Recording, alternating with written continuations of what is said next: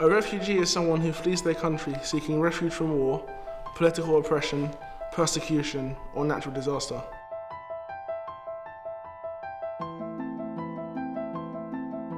Around 21.3 million people are currently refugees. Over half of them are under 18. The UK is home to less than 1% of refugees. In 2015, 3,770 migrants died whilst trying to travel across the Mediterranean Sea. And yet, some newspapers appear hostile towards the plight of refugees. Migrants are dehumanised with words such as swarm and implications of criminality. But is that fair? We spent a week meeting artists, activists, and people directly involved in what is now known as the refugee crisis.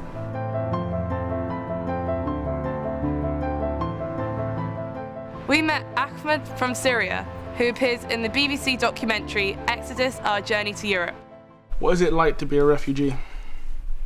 Oh, what a tough question. I think people should know that it's not a matter of choice. You do not choose to be a refugee. In the Syrian case, it's a civil war where the person or the government or the army or the group who's supposed to protect you is killing you. Could you briefly describe the concept behind the Exodus documentary? I think the BBC decided we need to go behind the headlines. Some TV, they just send their reporters, they just go there, they shoot it for 2 minutes, and that's it. The idea was to investigate the crisis in more depth so the people get the chance to understand what's going on, why these people are fleeing, and how they're fleeing, and what are the risks that these people are facing while they're fleeing. Could you tell us about how you were involved in the filming of Exodus? It was never planned. I just wanted to document it for my family. I told my brother, this is my email, this is my password, I'm gonna upload all the videos that I take. So if things go wrong, if I lose my life while I'm crossing from Turkey to Greece, you will have already the footage that I upload on cloud, so I can show it to my family.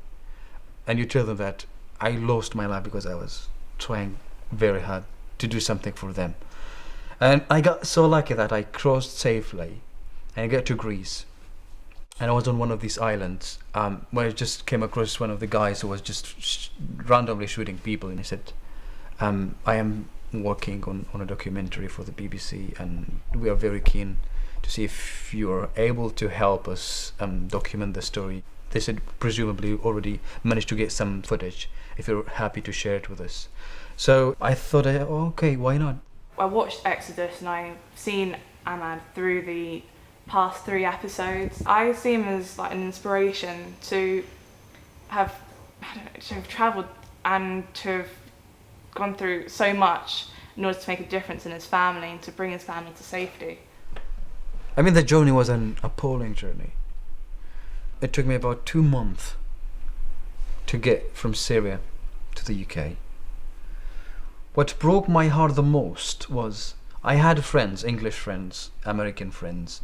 For them, traveling from the Middle East to Europe was just like this. You go to the airport, okay? You check your passport, you fly. 2, 3 hours, 4 hours. You'll be wherever you want in the world.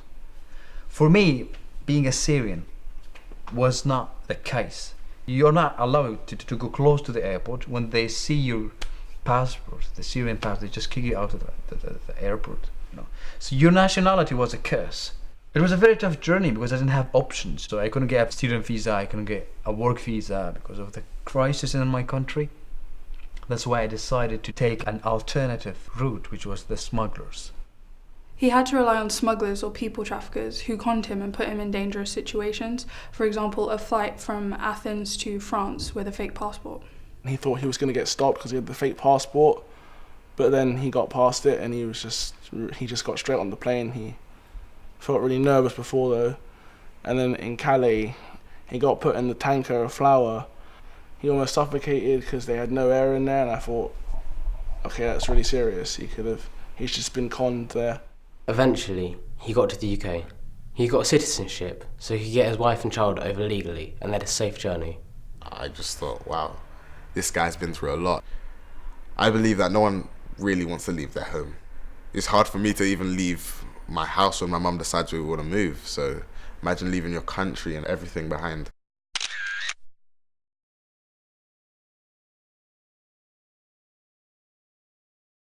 We're in Dalston to interview award-winning artist Olivier Kugler. I did these drawings. They were basically assigned by Doctors Without Borders. There's also a magazine in America, it's called Harper's Magazine, that was interested in publishing. They asked me if I would like to create a series of drawings that are documenting the circumstances of the refugees. I got 3 different assignments. The first one was to go to Iraqi Kurdistan, to the camp. The second one was to go to Greece. And the third one was to go to Calais, to the jungle camp. I can show you the way I do my work. I conduct the interviews. I've got a little audio recorder. I use the camera to take the reference photos. Then when I'm back in my studio, I start looking at all the photos, listen to all the interviews again, and then I start making sketches. When I'm happy with the drawing, I scan it into the computer, color the drawing, and handwrite the text from the transcript of the interview and place it into the layout. When I see the drawings now, I think about the story of Shireen and her parents. She's a physiotherapist from Damascus. I met her on Kos Island. They were camping in front of the police station. The refugees had to go to the police station every day to see if their papers already got sorted out so they can leave the island. We would love to stay in a hotel, sleep in a bed. We had our last shower 10 days ago. We have money to pay for a room, but it's a tourist season and it's very difficult to get a room, especially if you are Syrian. We left Aleppo a year ago. Our beloved house was destroyed in the fighting. We escaped to Lebanon, where we lived in the Shatila refugee camp. My father is 75 years old and diabetic. He's suffering from hypertension. Upon our arrival on Kos, my father had a breakdown. I had to touch his heart to see if he was still alive. I thought Olivier's art was very interesting because you're used to seeing it in the media, like pictures of the camps, and you become desensitized to it. But I think seeing it in this new way and reading the stories, like in the way he's written them, it brings the feeling back into seeing these refugees.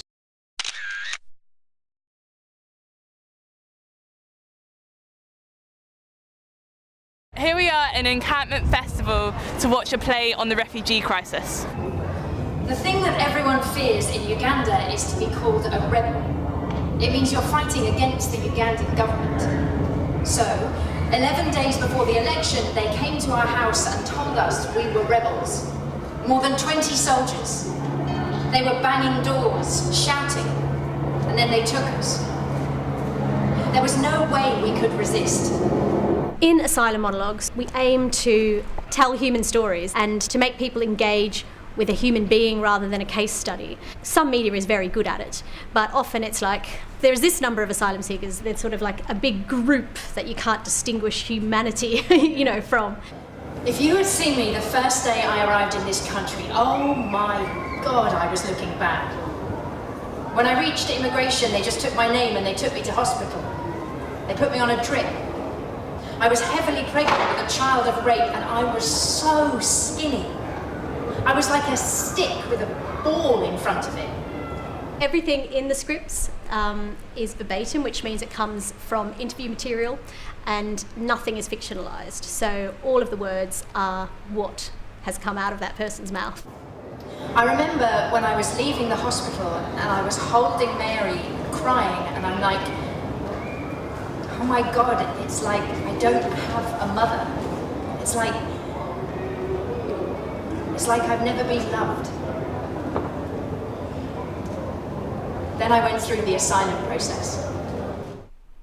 She came from Uganda and she was applying at the Home Office and it took her 7 years to see if she was able to stay. She couldn't work for 7 years. They were quite strong stories, and hearing them from people who look and sound just like the people that we see around us all the time in London, that also brought it home, because it's like, this could happen to anyone.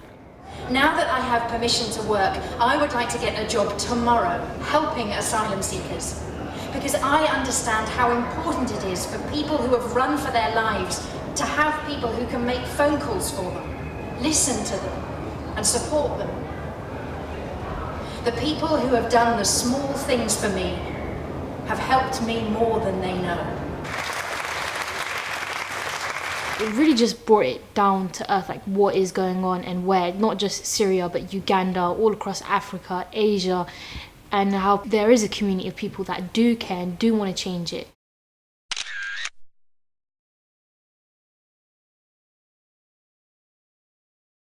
We met Onjali, a women's rights activist who is helping refugees with her charity, Making Herstory. What makes you interested in the refugee crisis? I have to admit, before October 2015, the refugee crisis was something that I mainly read about but never really considered having anything to do with on an active level. But after I saw Aylan Kurdi's photos in the newspaper, it changed my thinking. I was on the bus going towards a meeting in Trafalgar Square, and I literally couldn't breathe when I saw his image. I was hyperventilating, I had to get off, and I was very ashamed of myself that I hadn't until then acknowledged just how horrible and how serious this crisis was. So my organisation had a meeting, and we were permitted to start working in the refugee camps, and that's how we got involved in going out to Calais and Dunkirk and doing what we can, giving food distributions or emergency aid to women and children on the ground there.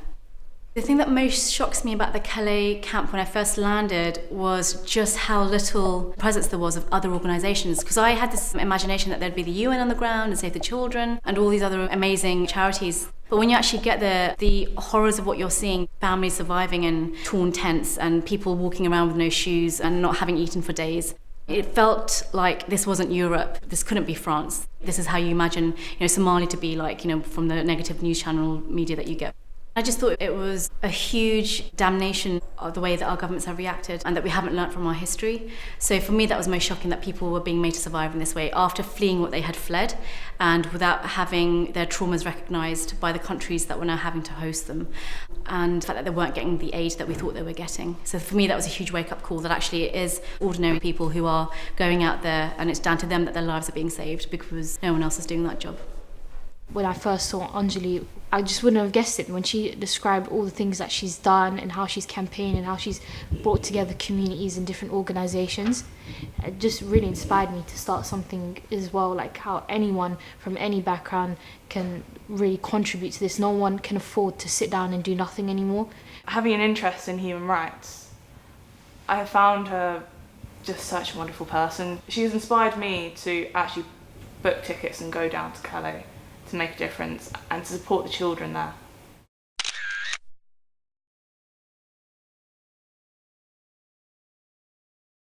We're at the Jewish Museum in Camden to see how Britain has treated refugees in the past.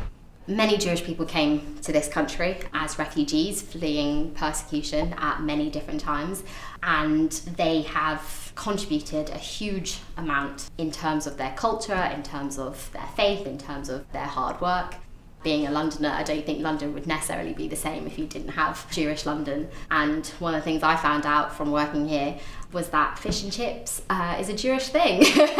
I did not realise how enriching and how deep the Jewish history and community goes in Britain, and nothing that they've been through in the past, with war and genocide, can take that away from them. We saw about how the Jews had been treated in the newspaper. Of a Sunday, they swarmed so thick that the sight of them was shocking. Talking of migrants being as swarms, 1748. So this just shows you that the language in which we talk about migrants, refugees, hasn't changed, unfortunately. Why do you think that throughout history there has been resistance by the British people to accept refugees? I think if we look at what's happened recently post-Brexit, there's actually been amongst part of the population a wave of support for refugees and immigrants.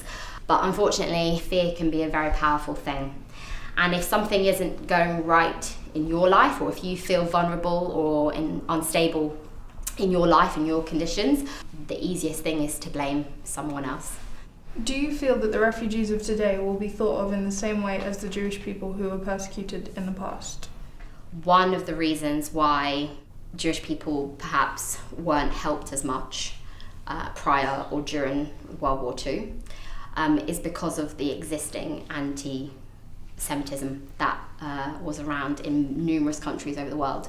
So that reluctance to really help and get on board because it was the Jewish people who were being persecuted. And it's exactly the same nowadays with Syrian refugees or refugees from the Middle East. People think, well, they're Muslim people and they don't want to help them. We look back on what happened in Nazi Germany and we think it's such a travesty, but I think in a few years now our generation will be kicking themselves for not doing enough for the Syrian refugees. In the past, the UK has accepted larger numbers of refugees. Do you think this has been successful and can be done again? Yes, and yes. I believe that anyone should be able to live wherever they want for whatever reasons they want. But people who are in immediate danger, I think it's our duty as human beings to help.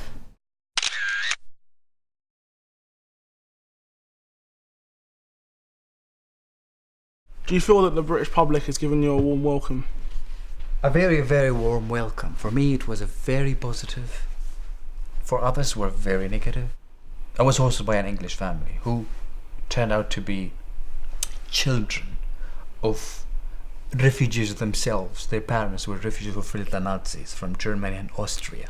So I was welcomed by them. I made a very good network of friends, supporters.